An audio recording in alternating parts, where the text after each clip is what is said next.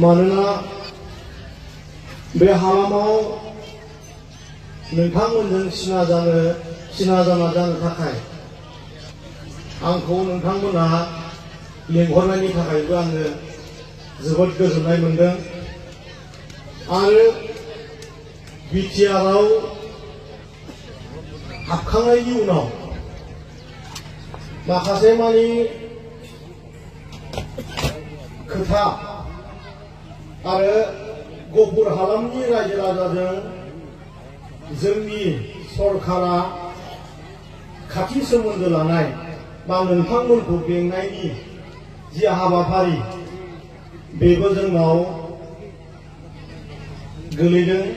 जों नोंथांमोनखौ दैदेननो सुबिदा मोनदों।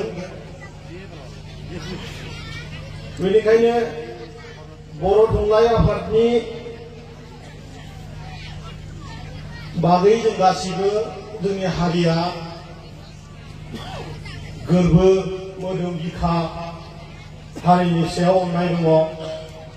बेखौ गफुर हालामनि रायजो राजाया जोबोद गोथौयैनो मोनदांखानाय रायजो राजा होननानै जों गासिबो मिथिखागौ। बेखायनो बे लामाखौ बुंनागारा आं जिहेतु बिटिआरखौ दैदेनगासिनो दं, इउपिपिएलनि मेम्बार एक्जिकिउटिभ मेम्बार हिसाबै गोबां सोंलु हयथ' नोंसिनि गोसोआवबो जागासिनो दङ। बिटिआर एग्रिमेन्ट जाबाय, गफुरा उदालगुरियाव हाबबाय। दा बे ओनसोलनि डेभेलपमेन्टनि खामानिया माबायदि जागोन? दा बेखौ लानानै मानगोनां बिटिआरनि चिफ प्रमद बर' बिथाङा दिनैनिफ्राय 1 दान आगोलाव जोंनि गासिबो बिटिआरनि नियमफोरखौ लाफानानै गफुर ओनसोलनि सनितपुर ओनसोलनि रायजो राजाजों थाबैनो लोगो हमनानै बिटिआरआव सोलिबाय थानाय जिखिनि आसनि जिखिनि डेभेलपमेन्ट एक्टिभिटि बे एक्टिभिटिखौ मावजेननांगौ होननानै जोंखौ बिथोन होदों। आरो बे बिथोनैनो जोंबो बे हालामाव फैनो थाखाय थाग थियारि गासैबो इएमआनो जानानै दङ। दिनै आं हयथ' बर' साहित्य सभानि बे आफादाव दंब्लाबो जिहेतु रायजोआ जोंना बे ओनसोलनिनो, बेनिखायनो बिटिआरनि जिखिनि आसनिफोर दङ बे आसनिनि बागै आं हाजासे फोरमायनो सेस्था खालामगोन। आरो आंबो जोबथियाव बे ओनसोलनि मोनसे गिदिर खामानि मावनानै होलांगोन होननानै दहायनो थांखि लादों आरो फोसावदों। जायखिजाया दा रायजो राजाफ्राथ' बिराद गोजोननाय मोनबाय नङा होमबा? मोनदोंना मोनाखै रायजो राजाफोर? दा खालि जोंना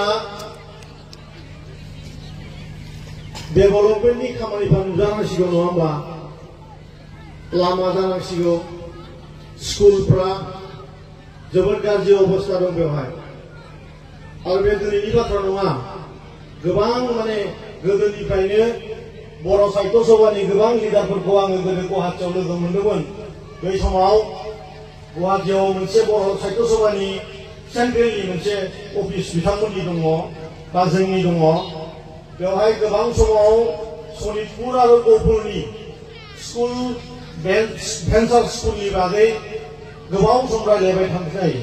आरो हानि स्पेसियेलि हानि समस्याखौ लानानै बांसिन समस्या बायदि बे रायजो राजाफ्रा मोगा मोगि जानानै दंबाय थायो।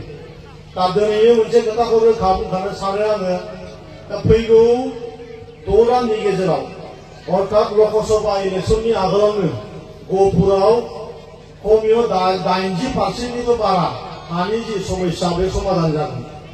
मानोना हानि जि साबजेक्ट, जे हानि बे गोलाव जेंनाया जिहेतु बिटिआरआव बा बिटिसिआव गैयामोन, जोङो बिटिसि सरकारा बे ओनसोलनि हानि समस्याखौ सुदांनो सानबाबो जों गोरलैयैनो हायामोन। खारन बेनि जे अफिसारफोर दङ डिसि एसडिसि जायफोर सार्कल अफिसार मण्डल बेफोरबायदि जायफोर अफिसारफोर दङ बिथांमोना जोंनि आखायाव थायामोन। दा जिहेतु जों बिथांमोनखौ बेंगोन आरो जिहेतु गफुर हालामनि रायजो राजानो जोंहा हानि पाट्टा होथारनांगौआ जोंनि मोन्थाय, जोंनि हाखौ जों मोनथारनांगौ। बेखायनो फैगौ 6 दाननि गेजेराव बे खामानिफ्राबो गासैबो जाफुंजोबगोन होननानै आं आसा खालामो।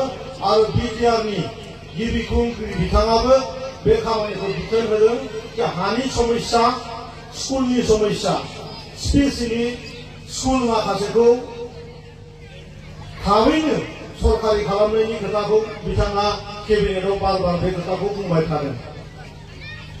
आरो बेनि बादै जोंनि जि कलेजाव फरायग्रा जोंनि बिदा फंबायफोर दङ, बे बिदा फंबायफोरनो जोङो बिटिआरआव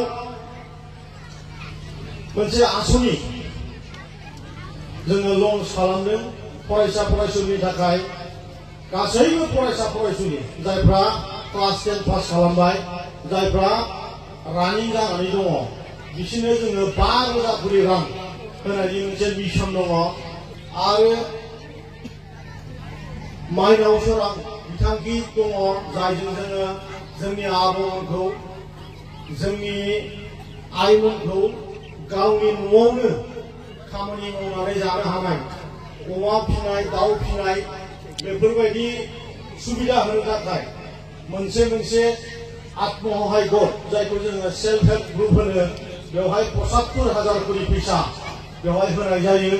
दा बेखौबो जोंनि बे गफुर हालामनि गासैबो रायजो राजायानो बे बोसोरनिफ्राय मोननो हागोन। किन्तु माखासे मानि बेवहाय जेंनाबो नुजागोन, खारन जोंनि सरकारा राजनितिक भाबैसो सोलियो।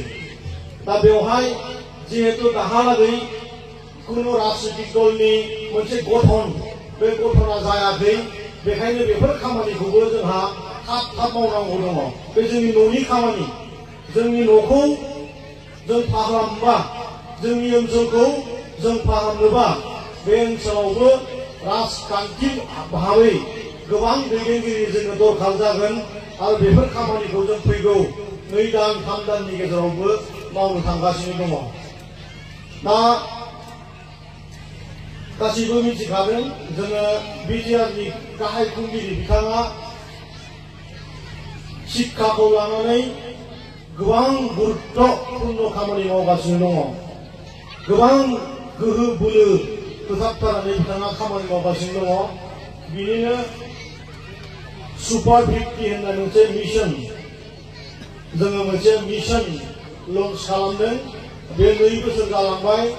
आरो बेवहाय जोंनि जि सेंग्रा सिख्ला बिदा फंबायफ्रा जि गिदिर फरायनो, यूपीएससी एग्जाम होनो बा एपीएससी एग्जाम होनो थाखाय, इन्जिनियार जानो थाखाय बा डाक्टार जानो थाखाय गोसो दङ, किन्तु रां गैया।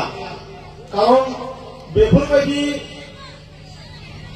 गिदिर फरायनो थाखाय आगोलावनो गोबां रोखोमनि टिउसन, गोबां रोखोमनि एन्ट्रेन्स एग्जामफोरखौ जोङो पास खालामनांगौ।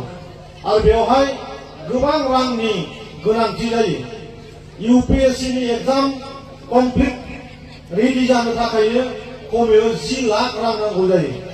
आरो बे 10 लाख रां होनो हायैनि थाखायनो दिनै जोंनि हालामाव यूपीएससी पास जानाय जोंहा फरायसा फरायसुलिया बर' हारि हिसाबैनो दिनैहालागै आसियावबो माने सानजोबजाया, माने खम, 80 मोनसेयानो लाबोजोबाखै।